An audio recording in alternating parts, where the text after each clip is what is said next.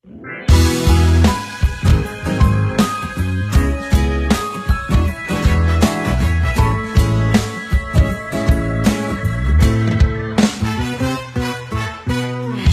naman inaakalang ikaw pala ang makakasama, ang hanap ko